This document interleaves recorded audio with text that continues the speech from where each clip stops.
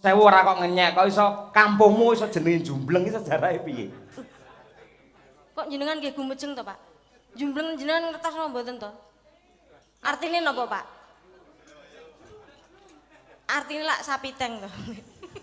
Lah ya kok iso jenenge kuwi Lah sebabe nggih, apa? nek sagen menika nggen desa kula enten sing nggone ereng-erengan nggen dhuwur.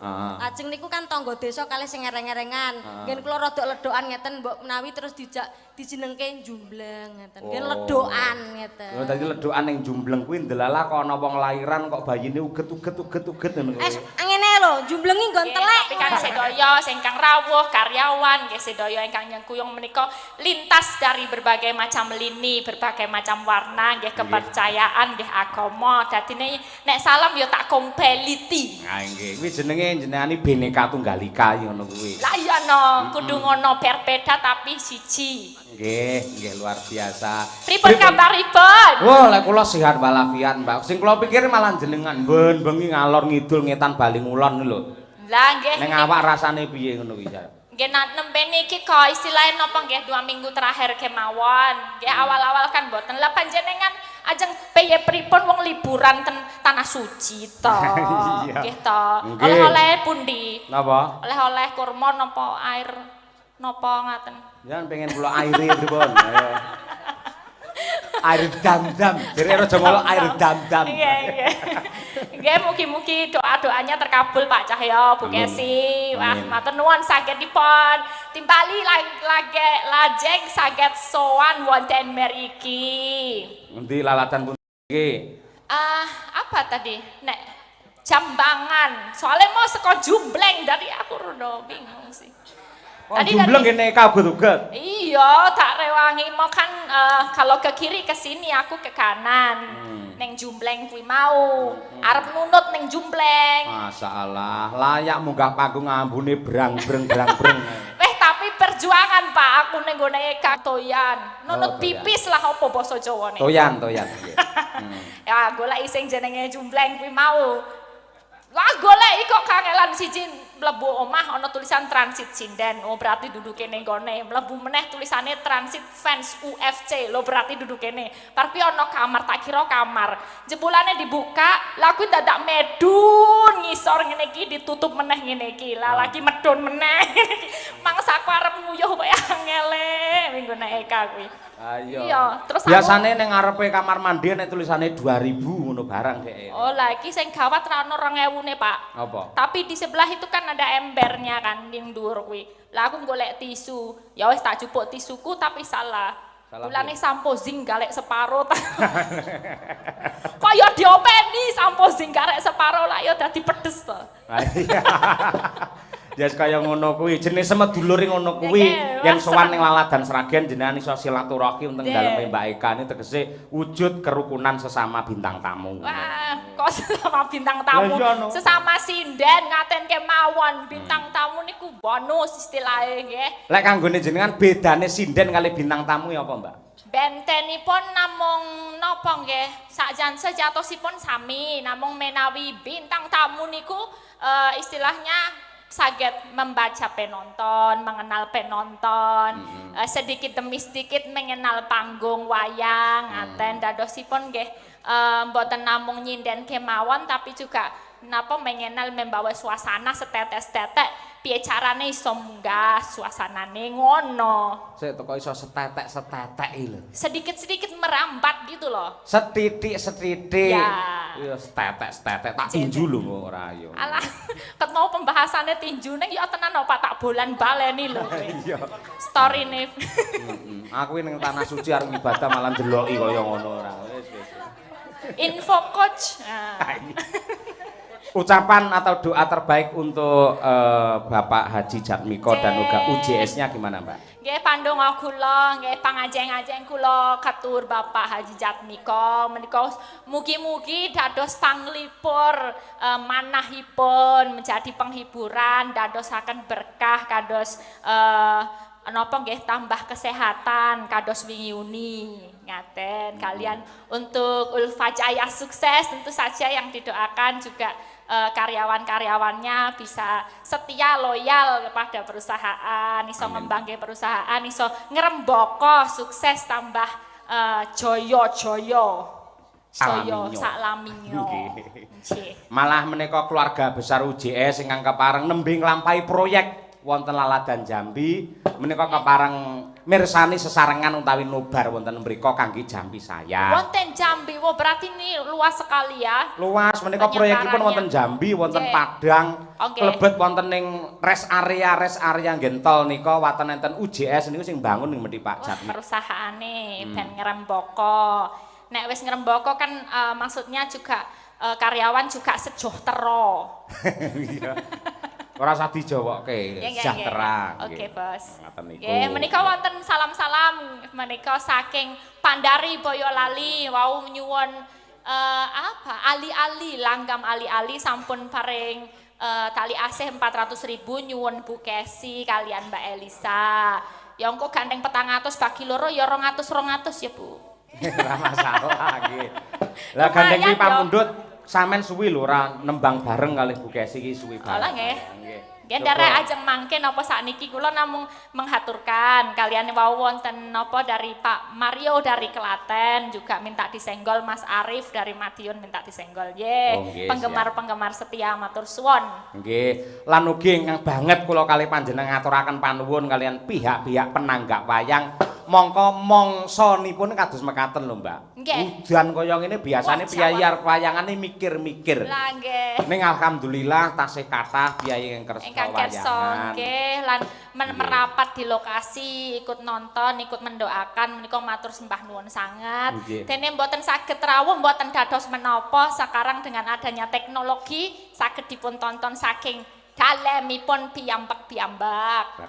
Oke, penonton juga banyak. Menika 4.800 matur sembah nuwun. Sampeyan mantu to ya ngono. Apa? Ya mantu ning YouTube-ku to. Lho yang ya lho. Ayo nunul pindho akhire ansap. Jane karepku le nunul ora mung pisan tapi kok mung iso pisan. Iya. Cek, menika ngaturaken menapa? Lah iki niku mawon, mau ali-ali kemawon. Niku mawon kalian Ibu Kesi. Bu Kesi, yo Bu. Oke, monggo Bu. Lumayan lho Bu. 200 nggo tumpas brambang iso ngorong sasi. Ayo, brambang. Ayo. Brambang peres kuwi ngurus nggih, raup sing lanang kaya ngono kuwi biasane iki. Ha iki. Nyuwun sewu Pak Dalang, Pak Dalang. Kula niku sampun ngrumangsani sampun sepuh, mbok pun dijejerke kalih Elisa to Pak Dalang, mbok sing enem-enem mawon. Mboten sing arani sepuh niku lek nuwun sewu panjenengan pribadi ning menawi teng kamera jenengan kaya saumuran lho Bu Kesi. Kalian Mbak Elisa kaya saumuran. Iya ta. Masih muda. Mbak Elisa niku bintang tamu sinden di era milenial, jenengan lak bintang tamu di era jahiliyah lama niku. Kok ora ketegelen jahiliyah ra karo Kang Garwo kok. Ora apa-apa Cahayu, pancen Pak Cahyo Kuntadi kuwi yen neng sampean, bintang tamune sampean iki ning omah ngadi-adi. Rekake ning omah cukur brengos, rambute disemir. Semangat. Beskape anyar lho Pak menika Pak. Ijem nggih. Lek ketemu Mbak Elisa, wah pokoknya ning omahe dandan dhisik. Tak kira lek wong wedok tok sing ngarepe ketemu pacare no. Ternyata wong lanang ya ngono lho El. Jujur gak apa-apa aku cerita. Masa beneran kayak gitu? Mboten lah. Istilahnya itu cuman buat ya namanya dalang tuh ya mempersiapkan yang bagus ben nek disyuting ora ketok jenggote, gitu-gitu aja kok. Ora demi Elisa ya Pak ya. Iya, ben ra ketok jenggote, lek ketok jenggote ndak kaya mbek ngono ae. Areng ngelokne wedhus ngene mlipir-mlipir ora. Cek, mereka wonten pamundutan Bu. Iya, Buat saya nggak menyuruh atau apa, tapi ini ada permintaan dari penggemar menika ajeng dipun pinangkani. Iya, Sispun mari kita sendikani bersama-sama. berdua nggih. Siap. Monggo, sing Kangge sepuh Bu. dhisik. Ayo Bu Kesi dhisik. Nggih. Ya Bu. Jeneng kula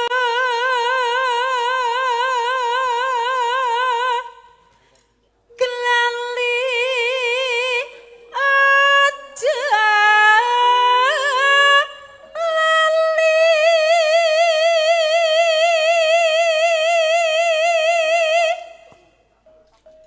ali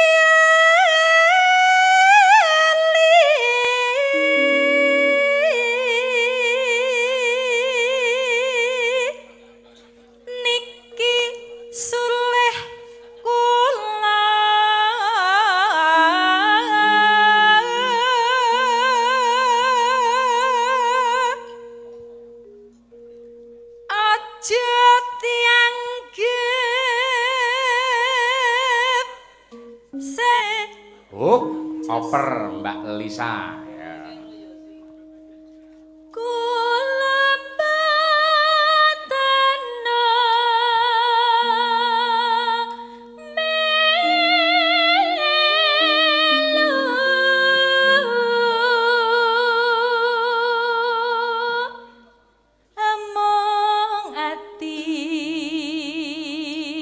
Tansah gon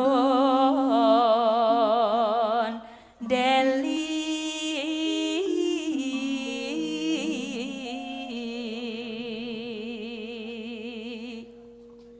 yen dadi lara kelo sakit rinten dalu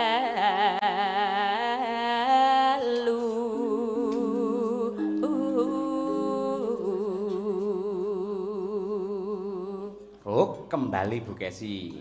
Nggih, nderek ndedonga mugi-mugi lumantar tembang ali-ali menika saged damel jampi saya nglipur penggalihipun Bapak Haji Jatmiko. Mugi-mugi enggal sehat Bapak. Amin. Mengke yen Bapak sehat terus saged rezekine tambah kathah lumintu. Sampun kesupen mengke Madangkara Group ditimbali teng Jakarta nggih Bapak. Amin. Yaine teng inggil nika lho. Nggih, mirsani teng inggil. Mirsani wonten kamar inggil. Niku- Dada nika dada Bapak. Lah kae. Nika. Dadah Bapak. Wah, Dada nggih. Bapak Jatmiko sehat selalu. Niku bendalu lho Mbak Elisa le mirsani Bendalu, teng nggih. YouTube iki bendalu niku. Ya, karena itu apa ya mengisi hari jadi panglipur kalau nonton wayang tuh nggak kerasa menghabiskan waktu 7 jam, 8 jam gitu tapi hati ini seneng biasanya Nggih, gitu. nggih. Leres. Nggih. Monggo jenengan Bu Kesi. Ketokan Arsa. moh sampean no. Ah, iya.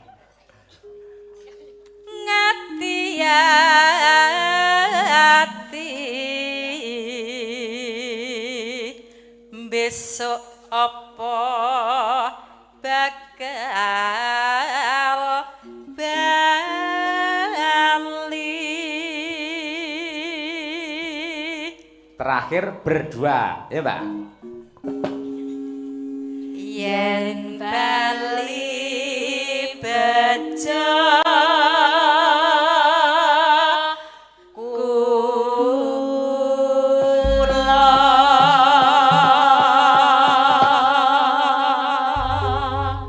Nggih, terima kasih, matur sembah nuwun. Monggo langgamipun ngangkat gentos Mbak Elisa, ya Mbak. Ngagema ali-aliku pamriye aja lali marang aku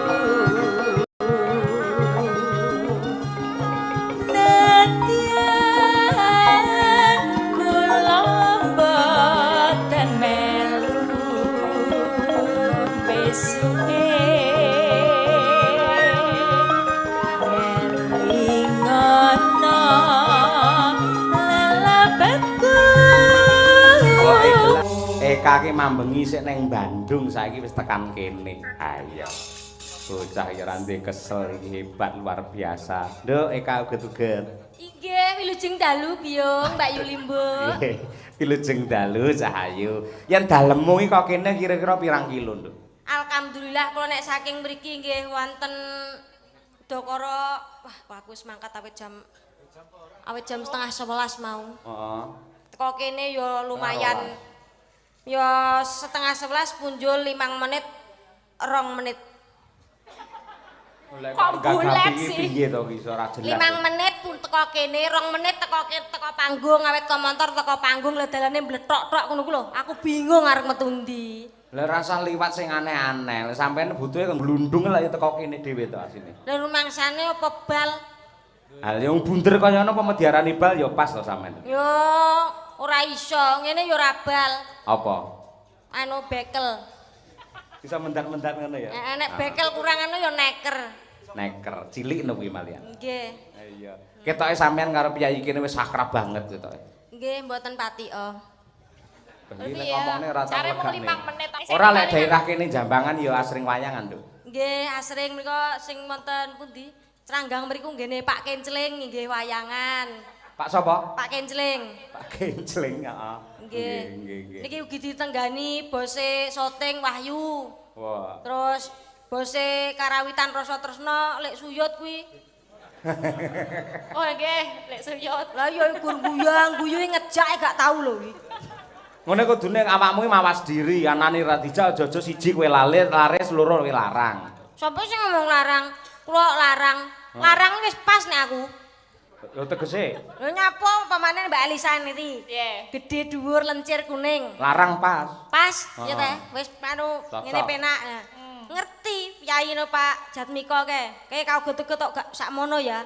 Ben padha kancane tak kei larang nggih tuku gizi ngono. Ya iki sih. Arep piye sir mardikapane awakmu kuwi? Ya ditambahi ben dhuwur. Lho, sampean iki ora Sama sing ngomong mensyukuri anugerah. sing ngomong Gusti. setanting mau sapa? Aku dudu stunting, aku singing. Ngerti singing apa ora? Singing iki penyanyi. Ah iya. Bahasa Inggris wi. Singing ki menyanyi. Heeh. Nek singer ngono lagi penyanyi. Lah nek menyanyi gawe nek penyanyine sar nyanyi Oh sapa? iya bener. Yo kalah aku. Heeh, kene cedhak omahe dadi gleleng dhek iki. Iya to. Aide kudu kalah Mbak Kak Lisa. aku wis sungkem kok iki karo bapak. Kudu sungkem. Sungkem aku. Sungkem ning jumbleng kudu lho. Kudu nyopi Pak jumblenge. Ora kok nun sewu ora kok ngenyek, kok iso kampungmu iso jenenge Jumbleng iki sejarahe piye? Kok jenengan nggih gumejeng to, Pak? Jumbleng jenengan ngertos napa mboten to? Artine napa, Pak? Artine lak sapiteng to. Lah ya kok iso jenenge kuwi Lah sebab nggih, apa? nek sagen menika nggih desa kula enten sing nggone ereng-erengan nggih dhuwur. Heeh. Lajeng niku kan tangga desa kalih sing ereng-erengan. Nggih kula rada ledokan ngeten mbok menawi terus dijenengke Jumbleng ngeten. Nggih ledokan ngeten. Lho dadi ledokan ning Jumbleng kuwi ndelala kok ana wong lairan kok bayine uget ngono kuwi. Ngene lho, Jumblengi nggon telek ngono lho.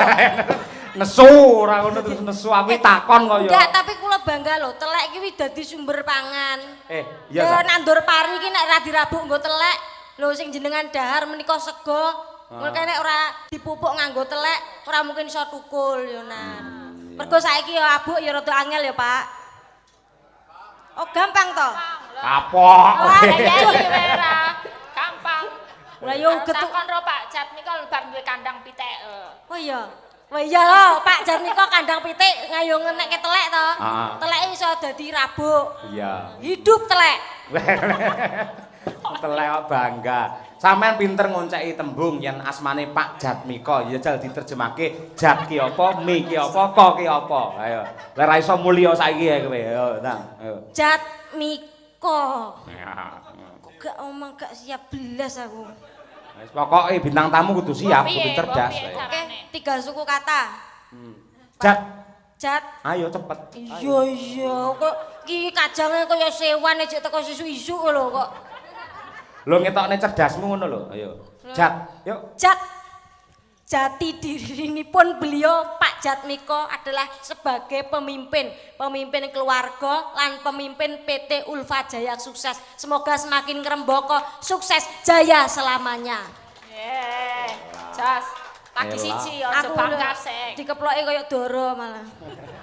Yo seneng. Lho kuwi tegese apresiasi. Apresiasi. Mergo sampean cerdas cepet kaya ngono kuwi. Nggih akhirnya mau dikeplok. cerdas kok encer ning ndas to. Heeh. Kadang milih teko kuping bareng. Dilani. Jajal pe. Mi. Mi. Ayo, Mi, Nggih. ayo. Mi. Mikir tenan iki gini. Mi gunani tumrap keluarga ageng Bapak Jatmiko lan keluarga ageng wonten ing Jambangan khususipun. Dados dalu menika syukuran PT Ulfa Jaya ora mung kanggo awake dhewe nanging dana rasa kageng keluarga ageng Tugong Jambangan menika. Sing ngeploki mesti tanggamu kabeh kayak mending. Engko lek aku omong keplokno mending ngono kowe mending. Pak Parjan gak usah tepuk tangan. Apa arti tepuk tangan tanpa saweran? Alah. Malah ngiyi Pak Parjan iki bose niki Tarub, bose diesel sound system. Oh, ta. Pak Parjan niki kok piyaine kuplukan ireng niku. Aja njlimur rampung, terakhir ko. Kok opo ya?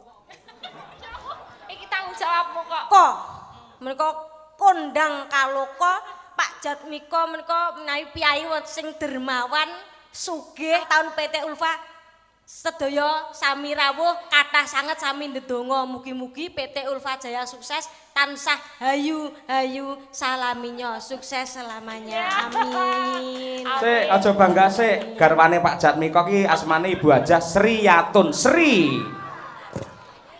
Menika nggih Bu Hajah Sriyatun Sri artinya nggih menika artinya Bu Hajah Sriyatun menika garwanipun Pak Jatmiko kabeh ngerti crot kuwi.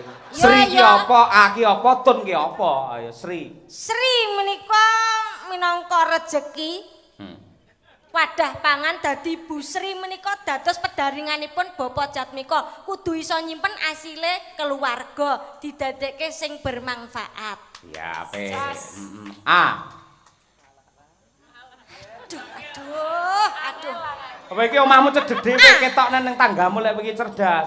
Anggula wentah keluarganipun putranipun dadi putra sing soleh lan soleha. Muga-muga dadi mikul dhuwur mendem jero nerusake perjuangane wong tuwa. Aja gleleng sik terakhir iki angel dhewe Tun. Tun menika priyayi ingkang utun. Utun gemi wong sing sregep utun.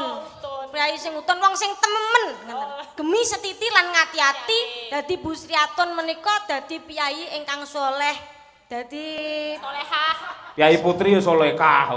abab korhah mambu dadi piyayi ingkang solehah dados pedaringane keluarga mimpin keluarga mendidik putranipun dadi ibu ingkang amanah. Wah iya.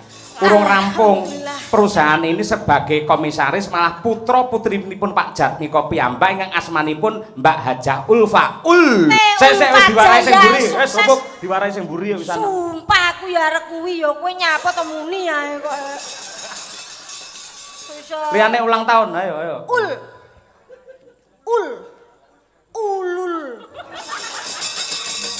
Tenanan keprok kowe kok. Uluh. Dali menika ulang tahun PT Ulfa Jaya sukses nanggap dalang Ki Cahyo Kuntadi saka Karanganyar. Bintang tamune Mbak Elisa Orcarus Alaso ihi. Mbak Eka ulu. Iki angene Fa menika dados favoritipun putranipun Pak Jatmiko. Dadi Mbak Ulfa menika putra nomor pinten? Ayo. Nomor setunggal. Dadi favorite kudu iso mendidik adik-adike. Dadi contoh. Iya. Kowe kok terus menggelain napas ngene nyapa? Sumpah gak siap aku. Ulfa. Lah mau karo Mbak Elisa wis dikandhakake sing jenenge bintang tamu, apalagi bintang tamu sindan iki ora mung pinter nembang, ning uga pinter merangkai kata-kata supaya jenengan terlihat cerdas di hadapan khalayak ramai. Aku merangkai iso, kata-katane sing angel. Sing angel apane? Kata-katane. Wah iya. Lagi ngene Mbak Elisa karo Mbak Jumbleng ngono. Iya anu Teng. Dadi kene mbeng kono Teng. Sugeng dalu Pak Cahyo kula Eko. PT UJS wekdal menika nembe damel rest area teng Padang. Nyun lagu Lewung. Niki nonton live streaming kalian kanca-kanca teng rest area Padang. Matur nuwun. Lewung lak gagrak Sragenan to? Nggih Sragen saged, Jawa Timuran saged. Lah yo Sragen lak yo iso to? Saged. Lah yo ngono protes ora. Lah memane digarap Jawa Timuran yo saged. Lah gandeng iki wilayah Sragen menghormati kasanah budaya Sragen ngaturake Sragenan. Iya yo cerot. Yo nyuk. Ulu. Yo diaturake berdua bersama Mbak Elisa. Nggih. Ugi. Lewung, Tadi ada permintaan cewek gaul saking Pak Triyono, terus Pak Sarjono. Aku hafal ya. Kok apa jenenge piye Ngerti wong sing masak kene Mbak Yurbi karo ngadiem aku roh kok. Kowe cenanangan turut pawon ning ngopo ora? Mosok yo rene ora mudeng piyayi ayine. Hei ayu, wah reduk anyar kae. Kok ya nganti ngerti nek wi anyar. Anyar. Gak tau roh biasane kudu ireng kaya wong layat. Pak ben ireng iki langgeng ora mau wong layat ya. Nggih, tapi niku terus kaya wong berduka to. Ngono pisan-pisan nggo kruduk ngono abang ijo ngono barang gentinan kok ireng ae. Nika lagune napa Lewung? Lewung. Nggih. Ya, mangga diaturake Mbak Elisa dan juga Mbak Ulu-ulu. Dados, yo.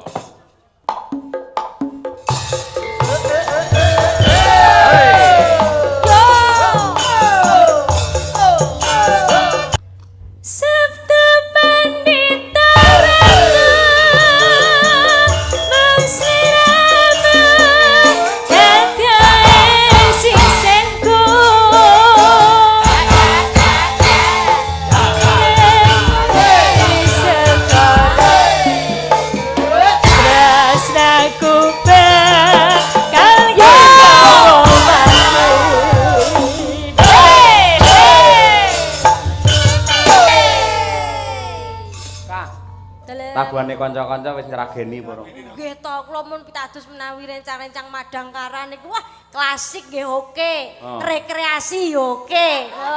Kreasi ya nyuk. Apa Mbak sing gending napa kontemporer? Kreasi lah ya bener Pak Cahyo wis dibenake isih takon. Lah ya kreasi. Rekreasi ki dolan healing. Iya ya. Rekreasi. Jalane seragenan. Oh Pak, sapa jenenge? Mas iki Pak Heru. Pak Heru iki wah jasa menapa-napa digarap kok. Dia ngajar sinden kancaku wedok ya digarap. Rasane sindenane digarap ya. Arahmu. Oh digarap kok. Nduk tak garape ngene. Anake melu Oh dikek andekan ngene, nggon gendeng iki dikek andekan. Wah ngono-ngono kuwi pokoke. Oh nek wis bar mandek terus disesekne nduk ngono. Lah bar sesek? Nek Irama sesek kowe gak saleh gendeng liyane. Oh iya. Ya terima kasih. Kita Pak Heru. Senyum ya. Gae. Kuwi senyum ngene batine bajindul iki. Kok ora? Ora mripate ora nek diapusi. Yo dinakne. Piye cakepane? Yo ngono. Sabtu. Yo wong loro. Iso bareng apa? Angel lho bareng iki. Bareng 1, 2, 3. Ya ta. Lah wong ngenteni Andani angel bareng iki. So ndisiki yo. Angel to, Mbak? Angel yo, Mbak. 1, 2, 3. Sabtu. Aku lagi iki mosok arek mangan aku. Ya kat. Mulane ngene angon rasa ben iso bareng. Dedek-dedeke kudu dipadake. Apa? Dedeke. Dedek sapa? Dedek. Gudek, Dedek piadek. dedek piadek. Oh iya, Nah, ngene dedek. ben padha. Oh, sebut nek mlaku. Ora iso. Nah, kaya mentok. Ayo. Iya. Ngenyek lho ngono kuwi jenenge. Aku wis mangap-mangap ra sida lah. Ojo ngono kuwi ngenyek Ayo. aku rumah sang. Iya, iya. Nah, ngono lho. Lah malah kayak dimii. S3 iki lho. Sinden 150 cm. Lah iya. Yo, 1, 2, 3. Sabtu pandita ratu.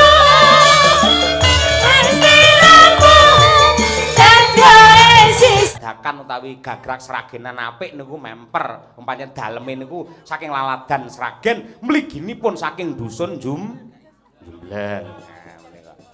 Coba Mbak sampean mangan uler kambang Mbak Eka.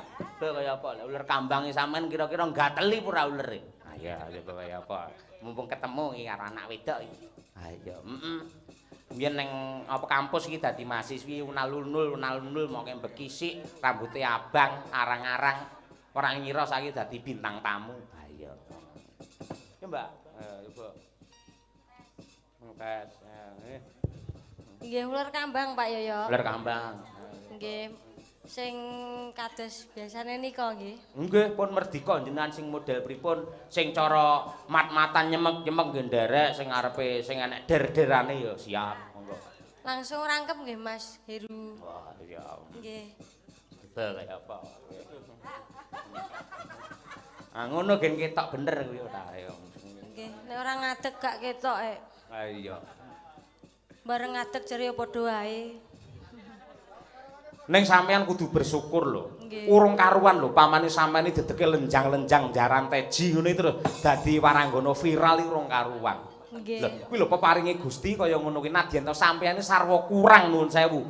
Ning saka kekurangane sampeyan akhire karo Gusti Allah diangkat derajat kamulyanmu dadi waranggana sing digemari karo piyai akeh. Nggih.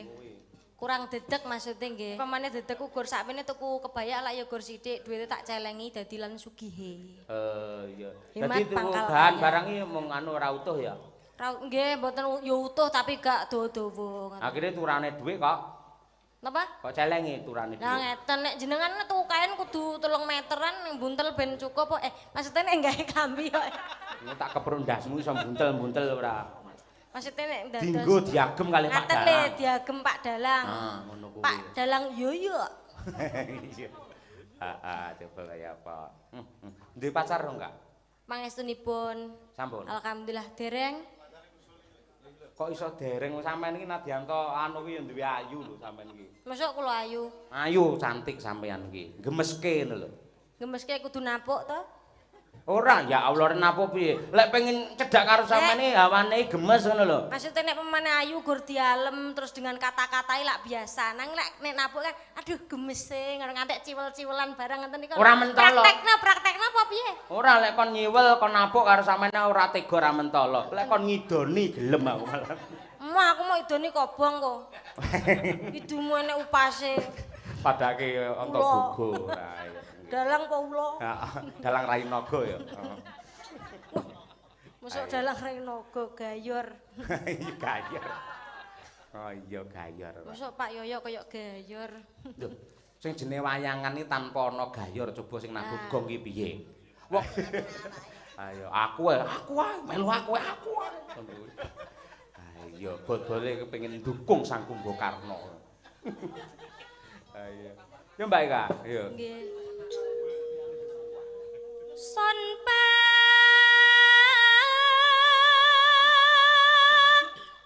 Puji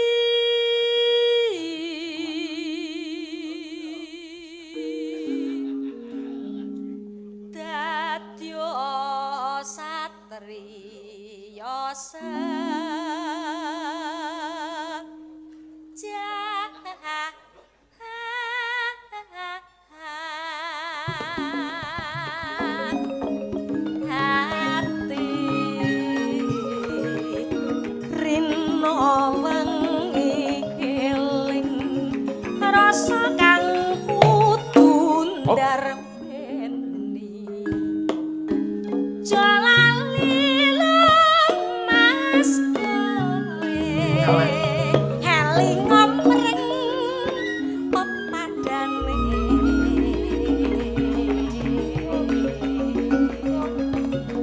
Nyong nyong nyong Yola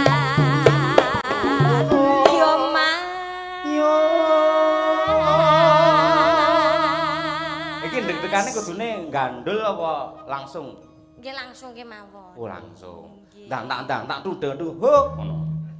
Hup kayak tukang parkir. Iya. Nggih. Ayo. Nano. Lamun lali. Lamun lali.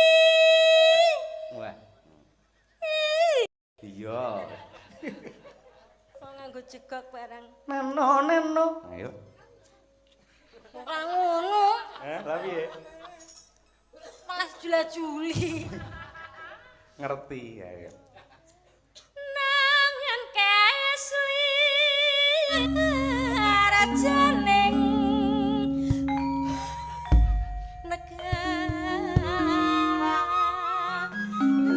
negari. Tepuk tangan untuk Pak Eka uget-uget luar biasa.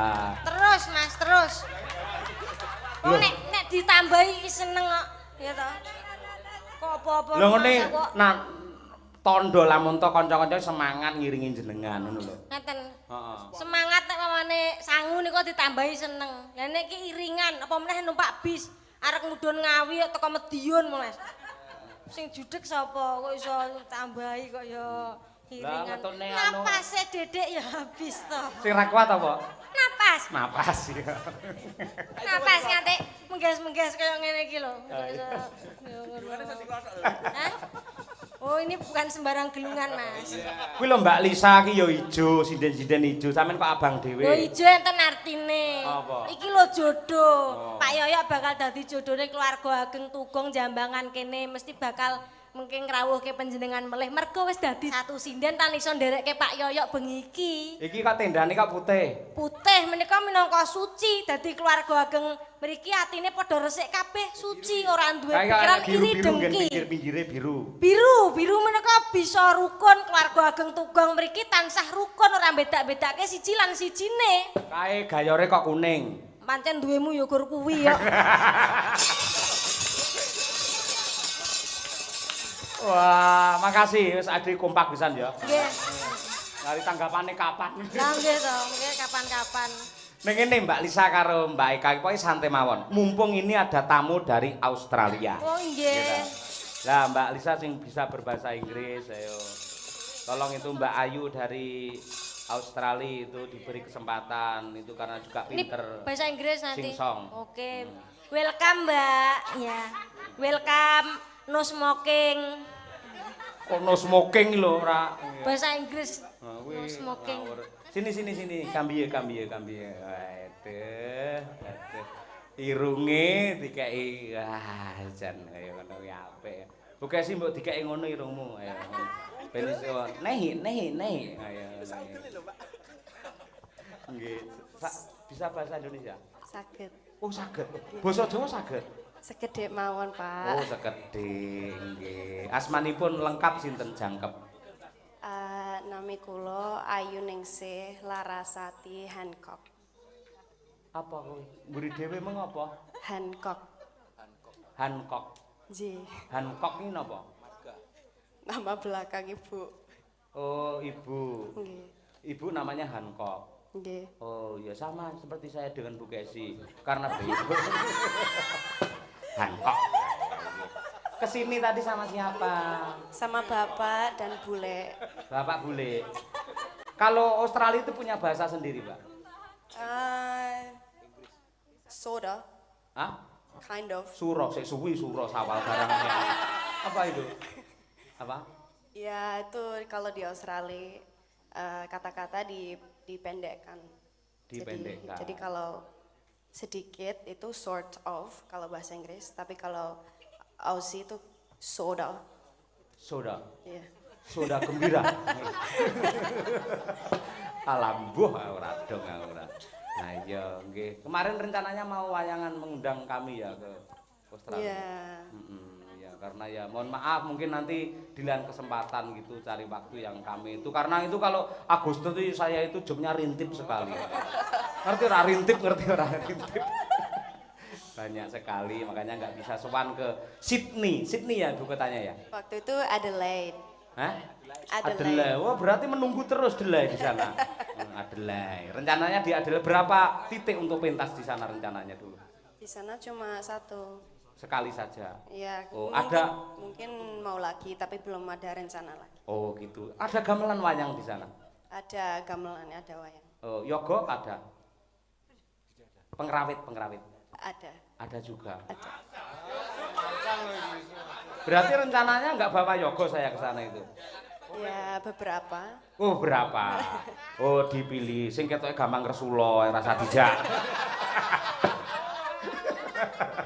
Iya gitu. Kira-kira mau nembang apa? Pak Teguh cobi Pak Mang melangkah tenggen gender riyen nggih. Mau nembang apa Mbak Ayu? Suara suling boleh? Suara suling. Boleh. Oh, boleh enggak apa-apa. Ya, silahkan. Please ya. Iya, langsung suara suling. Oke, ya engko pas vokal ngerangin nggih mawon. Coba kaya apa? Monggo. Langsung saking gamelan kendang nggih saged. Suara suling oleh Mrs. Ayu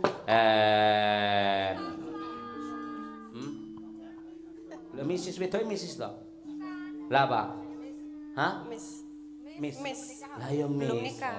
Oh Miss oh ya. Aku ora ngerti. Ngerti ku tumis kucing. Ayo. Monggo coba gambang suling yuk dados dening Mbak Ayu. Oke. Applause. Applause. Saya, Mbak Lisa jenengan mang berdiri memberi apresiasi. Semoga. Ini luar biasa, jauh-jauh dari Australia datang ke Jambangan sini. Ayo. Iya. Siapa tahu kita nanti satu grup dibawa di Australia. Itu nonton kita waktu di Wonojirai. Yes, di Wonojirai itu waktu aku bilang wayang apa yang paling romantis itu, ingat nggak? Oh iya, Kresna Malang kowe. Oh iya. Lah iku karo mamae, lah iki saiki anake sama papae. Iya. Lah ini satu keluarga ini emang seniman kabeh ya. Iya. Iya, pemudeng kan nganggo basa Jawa wae dadak sok bahasa Inggris barang Jadi lah. kowe ya menyesuaikan diri Oh iya, namanya aja Ayu Ningsih dengan bangga lo nganggo jeneng saiki wong sing Jawa pengen namanya digawe kaya luar negeri ya ta. Kaya Elisa Urcarus Alasung kaya tenan ya. Apa ngene lo Ayu Ningsih. Elisa Murus. Ayu Ningsih gitu bagus ya. Bapaknya- Seneng kan dikasih nama itu? Senang. Bapaknya namanya siapa? Agus Purwanto. Oh, dari Indonesia. Ya. Kalau mama Catherine Hancock. dari Australia. Australia. Siapa namanya? Catherine Hancock. Balenono. Catherine. Tadi Catherine. yang lengkap tadi loh. Catherine Hancock. Oh, Kadrun Antok. Malah Kadron lah. Catherine. Catherine ya, Catherine. T-nya tuh gitu loh. Bayu, udah pernah makan bakpao belum? Pernah. Udah pernah? Ya wes ngalih saiki. Aku ra krasa loh, saking Oh, lagi bakpao. ora kok. iki identik karo nggonmu kowe malah. Sorry ya Kak, ora sadar aku sae. Ora apa-apa kapan nih soro bakpao ngono kuwi Mbak Elisa. Lah ya ora mambu kan? Mambu enggak? Gak mampu, tapi aku krungu kowe maktus ngono lho. Ya rada wis tak ampet-ampet deh Pak Yoyo. Nah, ini oke. di sini mau berapa lama? Dari kapan sampai kapan ini? Jadi kemarin sudah 2,5 minggu, tapi Oh, oke. besok hari Rebu udah mau pulang. Ya cepet banget. Iya. Terapu udah pulang. Iya, harus Iya. wisuda. Harus wisuda. Iya. Udah selesai berarti Udah. kemarin penelitiannya. Iya. Kemarin penelitian. Oh, apa penelitiannya apa? Nulis apa di sana? Tentang sinden. Tentang sinden. Iya. Oh, sudut pandang sebagai jenengan sebagai seorang peneliti, sinden itu bagaimana? Ya. Sangat menarik, sangat pinter, dan sangat penting untuk budaya Jawa, budaya pewayangan. Oh, bayangan. Ya, dan Mbak Ayu ini juga menghargai sinden-sinden yang punya gender laki-laki. Laki-laki tapi jadi sinden seperti Apri, Mimin Oh, gitu. gitu. Jadi diperhatikan secara khusus juga sama Mbak Ayu. Oh, tapi nun sewu jenengan asli wanita ta, Mbak jenengan? Nggih. Wah, ya, Ya, alhamdulillah. Terus aku lek kleru. takon sih Pak Yoyo. Iya, Ya. luar biasa. Menyebut nama-nama sinden yang ada di Indonesia juga di tulisan Anda? Gimana? Menyebut nama-nama sinden Indonesia juga? Misalnya siapa gitu disebut enggak? Iya, Misalnya siapa? Ibu Sukesi Rahayu. Disebut juga Bu Desi itu. Iya. Juga disebut enggak itu istrinya Dalang Cahyo Kuntadi? Iya. Iya. Wah, kurang lengkap itu harus dilengkapi. Iya. Iya, ya. Termasuk Mbak Elisa juga tercantum di Iya, situ. iya. Menurut jenengan perbedaannya Bu Sukesi sama Mbak Elisa itu apa perbedaannya? Silakan jawab. Podo karo aku kurang nyocokne aku dan ayo. Iya. Apa Mbak? Ini kan mbaknya kontemporer. Siapa? Mbak Elisa Kontemporer. kontemporer, Bu Kesi masih klasik, agak klasik ya. Apa? Kolonial. Bukan. Klasiknya. Ya, namun Bu Kesi itu juga pernah mengukir sejarah. Sosok seorang sinden yang pertama berani mendebat seorang dalang itu Bu Kesi dulu. Sebelum ada Mbak Elisa, Mbak Eka itu dia sudah berani dulu sama dalang seperti itu. Itu ditulis juga di sana. Bukan selengkap itu, nggak selengkap itu, tapi ya tentang seperti itu. Oh, seperti itu. Tahu kan seperti itu? Iya kayak entut mulek kayak omongan. Ya Mbak Ayu ini sebenarnya dari lahir udah udah deket sama gamelan atau gimana? Iya, sebelum lahir. Sebelum lahir, iya. pas di mes Iya, meteng wis karena tahu gamelan. ibu ayah Ibu meteng. main bonang. Oh, ayah Iya, main bonang. iya, Kalau jadi- ibu sukanya juga main karawitan. Iya. Apa kalau ibu? Ibu ya bonang barong. Oh, berarti romantis ya? Iya, iya. Oh, jadi ketika Mbak Ayu itu di dalam kandungan sudah mendengarkan gamelan. Benar. Sama, saya lebih dahulu dulu. Sebelum dibuat itu kan gerak gitu, keroncal. Ketika Iya. mendengarkan gending, dia langsung berhenti. Iya. Ketika lahir nangis, wek di setelkan gamelan langsung dia berhenti. Iya. Oh, bisa seotomatis itu ya. Seperti itu. Oh, bisa. Makanya orang barat itu ada yang menyebutkan bahwa gamelan itu adalah musik surgawi. Seperti itu. Kalau Mbak Ayu paling suka apa? Bonang juga atau yang lain? Dari kecil aku mulai dengan saron, tapi Saron. suka peking. Peking? Kenapa suka peking? Karena cepat. Oh, karena cepat speednya. Wah, Suka aku yang seneng bisa- kusumi ya. Senengannya jawaban. Kalau sekarang selain peking apa yang paling sering dipegang? Kalau di tahun yang lalu saya mainnya bonang, Iya. main bonang sama kendang. Kendang juga? Iya, cuma lancaran Oke. tapi. Di sana punya komunitas juga untuk gamelan. Iya, iya. Ada? Ada di. Ada paguyuban ya. Ya wes esok berarti mangkat dhewe ra karo kanca-kanca. Nek karo Iya. dalang gitu berarti bisa ngiringin wayang juga. Iya, mungkin. Wah, aku Apa berharap iso kono komplit ngiringi ngono sihir lho. tanpa waton. Oke, Mbak Ayu makasih. Kalau ini Iya. boleh satu lagu lagi atau ini kasih apa yang suka gitu lagunya? Ngendang boleh. Ngendang. Oke, oke. Malu. Nyanyi aja yuk. Apa? Apa yang suka? Apa Bengawan Solo? Nggak hafal. Oh iya, apa yang hafal? Feeling of love. Feeling of love. Duducak cing. Nah, kalau pengawas saya sama Mbak. Oke, Bengawan Solo ya sama aku. Oke. Kawan Solo, oke. Didampingi Mbak Lisa. Ayo coba ya, Pak. Mumpung ketemu ya. Iya. Ya, kita kemarin bikin keroncong. Ya. Ayo, kasih.